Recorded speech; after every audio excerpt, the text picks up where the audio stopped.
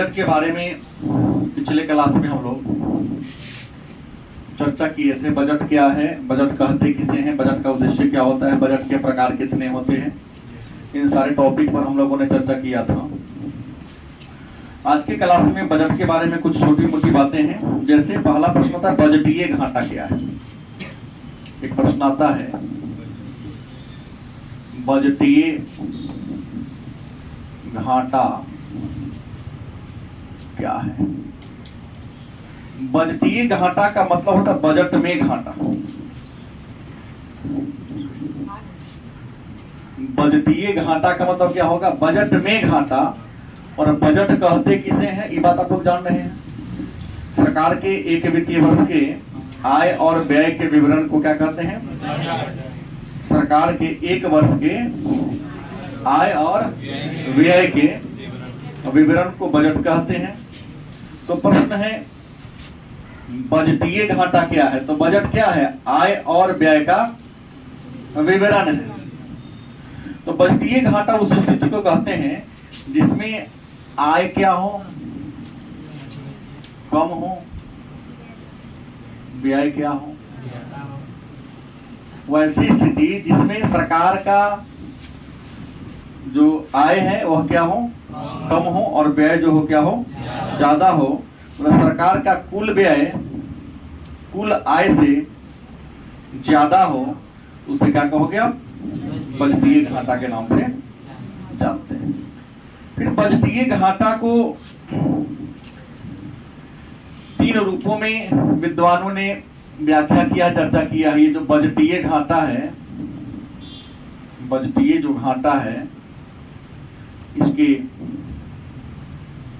तीन अलग अलग श्रेणियां हैं, है ना। कितनी श्रेणियां हैं, तीन।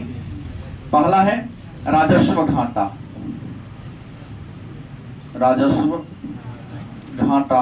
दूसरा राजकोषीय घाटा, क्या हो गया, राजकोषीय घाटा। और तीसरा प्राथमिक घाटा। ये तीन मुख्य बातें हैं। बजटीय घाटा क्या है जान गए। बजट का परिभाषा यदि आपको पता है तो बजटीय घाटा को निकालने में कोई परेशानी आपको नहीं होगी, क्योंकि सरकार का कुल व्यय सरकार के कुल आय से यदि क्या हो, ज्यादा हो। मतलब व्यय क्या हो, ज्यादा हो, और आय क्या हो, कम हो, तो इसे क्या कहते हैं, बजटीय घाटा है। अब कहेंगे सर ये जो बजटीय घाटा है इससे नुकसान क्या होगा। भाई तो नुकसान बहुत ज्यादा होगा, आपकी इकोनॉमी डाउन हो जाएगी। क्योंकि सरकार बजट के घाटा को पूरा करने के लिए या तो अपनी परिसंपत्ति को बेचेगा, नहीं, या मार्केट से क्या उठाएगा, कर्ज उठाएगा, ऋण उठाएगा। ऋण उठाएगा तो ऋण को भरपाई तो सरकार ही को करना है। सरकार नोट छाप के अगर करेगी तो मुद्रास्फीति आ जाएगी। सरकार क्या करेगी, टैक्स बढ़ा देगी। उसका भी लोड किस पर पड़ेगा, आम जनता पर ही पड़ेगा। तो घाटा चाहे बजट में हो, चाहे व्यापार में हो, चाहे किसी भी क्षेत्र में हो, घाटा का हमेशा नुकसान ही होता है, कोई फायदा होता, लाभ कोई नहीं होता है। तो प्रश्न है कि राजस्व घाटा क्या है, या राजस्व घाटा का मतलब क्या होता है। तो राजस्व घाटा का परिभाषा कहता है कि सरकार का राजस्व व्यय और राजस्व आय के अंतर को, राजस्व व्यय, राजस्व व्यय माइनस राजस्व आय।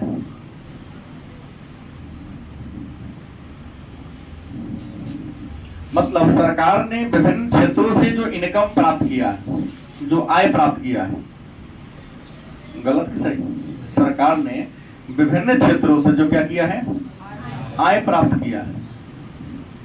भाई जहां से आपको इनकम होगी वहां तो आपको खर्चा करना पड़ेगा, गलत कि सही। जैसे प्राथमिक स्वास्थ्य केंद्र हो, चाहे सदर अस्पताल हो, गलत कि सही। सरकार को यहां से आय मिल रही कि नहीं मिल रही, मिल रही है। 2 रुपया शायद टिकट कटाना पड़ता है, गलत सही लगता है ना। उचित मूल्य की दुकान है जिसको राशन की दुकान कहते हैं, अभी सरकार फ्री में दिवा रही है, लेकिन वहां शायद 2 रुपए केजी गेहूं और 3 रुपए केजी चावल का वितरण करती थी या नहीं करती थी? करती थी। भाई कुछ ना कुछ तो आ रहा था, तो सरकार को जितना वहां से इनकम हो रहा है, लेकिन खर्च वहां क्या हो रहा है? तो इसी को कहते हैं, मतलब जितना कहीं इन्वेस्ट कर रहे हो, इन्वेस्ट की तुलना में वहां से इनकम आपको क्या मिल रहा है? रिटर्निंग आपको क्या मिल रहा है? कम हो रहा है। तो आप समझ गए होंगे कि राजस्व घाटा क्या है। किसी को तकलीफ है? आसान है ना कि सरकार किसी क्षेत्र में जितना इन्वेस्ट करती है, यदि इनकम उससे क्या हो जाता है? अस्पताल में, हर सरकारी अस्पताल में हर महीना करोड़ों रुपए सरकार की खर्च होती है। हमको नहीं लगता 1 लाख रुपया आता होगा। नहीं, 1 लाख रुपया भी आमदनी का मेरे ख्याल से कोई उपाय नहीं है। शिक्षा तो ऐसा है जहां से 1 रुपया आता ही नहीं। सड़क बनवाने में बहुत ज्यादा खर्च हो गया, लेकिन सड़क पर जो टोल टैक्स लगते हैं वहां से इनकम थोड़ा सा कमा रहा हूं, वहां भी घाटा है। एक लाइन में आ गया ना कि सरकार का राजस्व व्यय यदि राजस्व आय से क्या हो? राजस्व व्यय अधिक हो, राजस्व आय क्या हो? इसलिए आसान सा लिखा दिया कि राजस्व व्यय और राजस्व आय के अंतर को हम क्या कहते हैं? राजस्व घाटा के नाम से।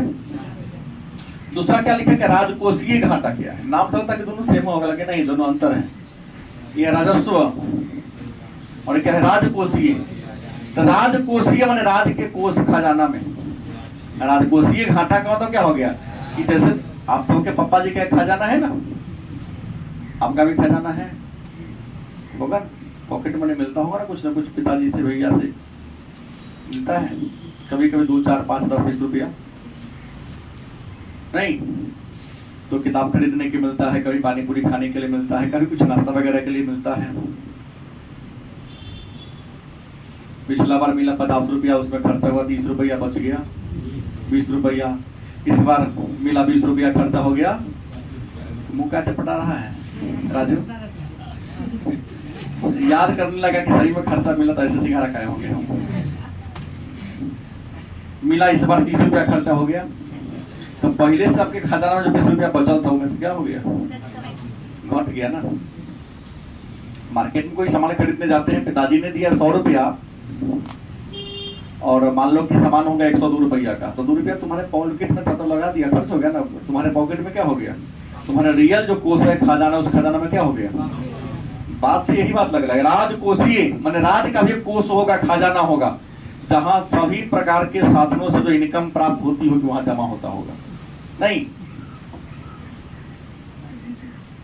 तो उस खजाना में जो धनराशि, तो उस धनराशि में क्या हो जाना?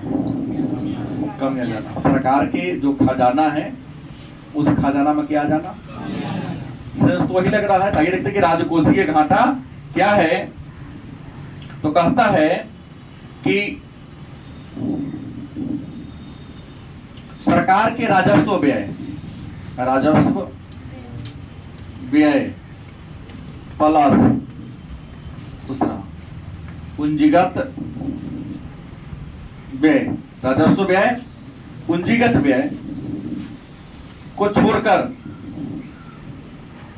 अन्य सभी जो प्राप्तियां होती हैं, राजस्व व्यय और पूंजीगत व्यय तथा राजस्व और उधार को छोड़कर जितनी भी प्राप्ति, मतलब कमी आ जाता है खजाना, उसे क्या कहते हैं? राजकोषीय घाटा कहते हैं। मतलब सरकार ने राजस्व में कुछ खर्चा किया, पूंजीगत रूप में भी क्या कुछ खर्चा किया है, खर्चा किया है ना। तो खर्चा करने के बाद सरकार को पैसा मिला होगा, लेकिन जितना मिला वो क्या मिला? कम मिला। तो खजाना में जो रुपया सरकार रखी तो उसे निकाल के क्या करना पड़ेगा? देना पड़ेगा ना। जैसे उदाहरण मैंने दिया है, पिताजी दिए 100 रुपया कोई सामान खरीदने के लिए, उनको आइडिया था कि 100 में क्या हो जाएगा? आ जाएगा। आप गए तो आपको 2 रुपया आपके पॉकेट से क्या हो गया? लग गया। तो आपके खजाना में से 2 रुपया क्या हो गया? वो अलग बात है कि पिछला बार जो पिताजी दिए उनमें से 2 बच गया था, पैसा उन्हीं का था, लेकिन उनका था, आपने लौटाए तो आपका ना हो गया। तो सरकार की जो इनकम होती है कहीं ना कहीं टैक्स के रूप में ही प्राप्त होती है, लेकिन इस बार क्या हो गया? बच गया। अगली बार क्या हो गया? उसमें से कुछ धनराशि निकल गई। तो क्या कहोगे आप? खजाना में जो रुपया रखा था पिछले बार से स्टॉक मनी था, स्टॉक मनी में से कुछ धनराशि क्या हो गया, घट गया, तो उसे क्या कहेंगे हम, राजकोषीय घाटा के नाम से। लास्ट में आता है प्राथमिक घाटा क्या है, या प्राथमिक घाटा से आप क्या समझते हैं। तो कहता है कि राजकोषीय घाटा क्या है, राजकोषीय घाटा प्लस क्या, ब्याज का भुगतान। क्या कहता है, भुगतान का अंतर। राजकोषीय घाटा ऑलरेडी तो है ही। राजकोषीय घाटा का हमने डेफिनेशन क्या दिया कि सरकार जैसे 2022-23 का बजट बनाया होगा, तो 22-23 का बजट बनाने के बाद कुछ पैसा सरकार के खाता में क्या हो गया होगा, रह गया होगा, और 23-24 के लिए जो बजट बनाया उस रखा हुआ पैसा में से कुछ क्या हो गया, तो उसी घाटा को क्या कहेंगे, क्योंकि आपके राजकोष में से पैसा क्या हो गया, निकल गया ना। फिर प्राथमिक घाटा क्या है, तो राजकोषीय घाटा में ब्याज को क्या करिए आप छांट लीजिए, क्योंकि अपने काम को पूरा करने के लिए कहीं न कहीं आप किसी न किसी से क्या लिए हैं, कर्ज लिए हैं, तो कर्जा लिए हैं तो क्या देना पड़ेगा। तो राजकोषीय घाटा में से ब्याज के भुगतान को क्या कर दीजिए, छांट दीजिए, तो उसी को क्या कहेंगे, कोई दिक्कत। तो बजट में इतना ही चीजों को क्या करना है, जानना था हम लोगों को, बात समझ गए। बाकी इसमें कुछ नया बात नहीं है, सारे बातों को हम लोगों ने क्या कर लिया, पढ़ लिया। पिछले क्लास में हमने बताया था कि सरकार घाटे का बजट क्यों बनाती है, कौन सरकार बचत का बजट बनाएगी, कौन सरकार संतुलित बजट बनाएगी, इन सारी बातों को चर्चा कर लिए थे। नेक्स्ट चैप्टर बचता है विदेशी विनिमय दर, तो बल्कि क्लास में पढ़ेंगे उसको।